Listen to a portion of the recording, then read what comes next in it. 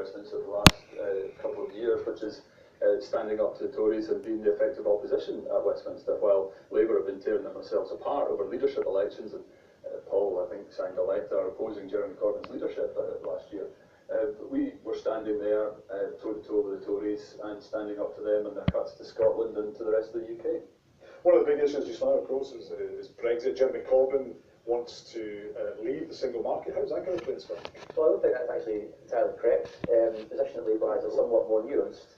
Having spoken personally to Keir Starmer, for example, is leading the Labour Party's position on Brexit. Our key position is actually there is no such thing as membership of the single market. It's a misnomer. Actually, what it is alignment with the single market and synchronisation with the single market. There's no appetite within Europe or the UK, frankly. What does that mean? What does that actually mean? It means rules and regulations and standards that mean that you can trade freely without impediments across Europe. And the real reality is the Tories want to dilute all that because they want a bargain basement economy that will dissolve workers' rights and remove product safety standards because they see it as red tape. So if that's nuanced, can you get that across to voters here in Scotland? Well, absolutely. That will think that Labour want to leave the single market, as I said. I don't think that's the case at all. The reality is we want to maintain as close a relationship with Europe as practical, and that's what we want to achieve by minimising any sort of friction between trade and relationships with Europe, and that's what the nature of the single market is.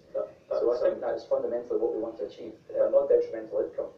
It could have been a Tory government MP that had just given that answer about frictionless borders and closest possible alignment with the rest of Europe. The fact is that you're either in the single market or you're out of the single market. And the fact of the matter, again, we're using Tory language here. The fact of the matter is that the Labour Party in Scotland and in the rest of the UK don't have a clue what they're wanting to do with regards to Brexit. That is shown in the total lack of opposition to the Brexit bill that went through Parliament. They were all over the place. They were their own MPs were bringing up amendments that were against their own leadership's position. Okay. They're a complete mess. But what can the SNP actually do at Westminster?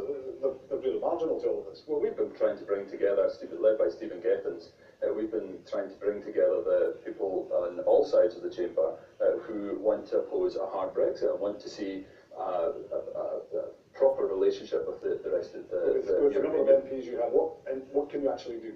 Well, we can lead those discussions, and that's what Stephen Gethin has been doing, and that's been recognised over the last couple of years where he's been opposing the hard Tory Brexit that we're trying to avoid for Scotland and for the rest of the UK. Let's look at something else that was touched in the report. A number of yes voters who moved to Labour during the general election. That must concern you.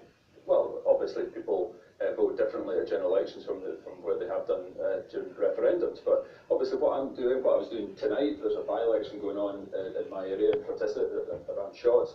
I was campaigning in Salisbury tonight and knocking on people's doors and talking to them about the issues that matter to them and what their local council has been doing, including moving bin collections to 3 weeks and cutting classroom assistants.